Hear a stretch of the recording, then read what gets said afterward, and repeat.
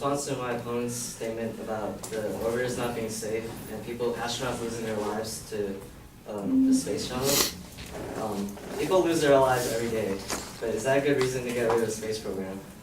Should we get rid of cars because of car-related deaths, or hamburgers because of obesity-related deaths? People that give their lives to NASA are making a bold sacrifice so that one day humanity might have a chance to survive when Earth's resources are depleted. And these people are regarded as heroes. And that's why dying on a space mission will be regarded as noble and not something that's looked down upon.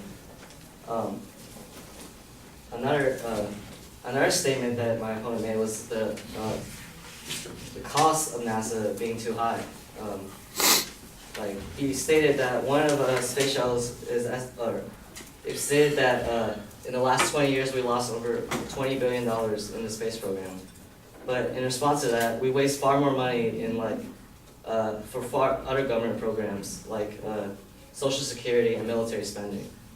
According to costofwar.com, one Gerald Ford space aircraft carrier cost $13.5 million, and 7 more of those are planned to be built in the next 20 years. And so according to that, one aircraft carrier is nearly equal to NASA's entire budget for 1 year. Celebrity astrophysicist Neil deGrasse Tyson, host of educational space type show Nova Science Now, has stated that the U.S. military spends as much in 23 days as NASA spends in 1 year, and that's in peacetime. He goes on further to say that the entire half-century budget of NASA equals the current 2-year budget of the U.S. military. My opponent also stated that robots can explore planets with less cost and less risk than an astronaut could. But according to Adam Mann, a journalist for Wired.com, humans hold a number of advantages over robots. They can make quick decisions in response to changing conditions or new discoveries, rather than waiting for time-delayed instructions from Earth.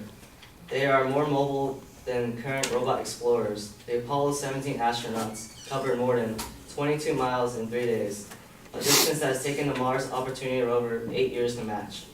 Humans can drill for samples deep underground and deploy large-scale geological instruments, something that no rover has achieved to this day.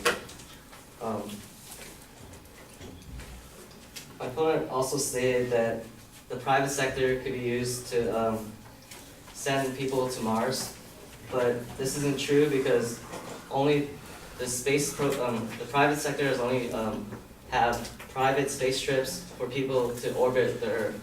There hasn't been any private space company that's has a shuttle that could reach Mars.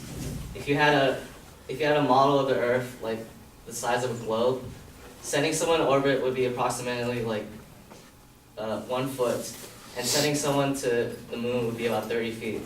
Sending someone to Mars would be approximately 1 mile. So the only way we could achieve that is to increase funding in NASA, because the private sector doesn't have any technology that can currently do that. So we need the government to provide for that.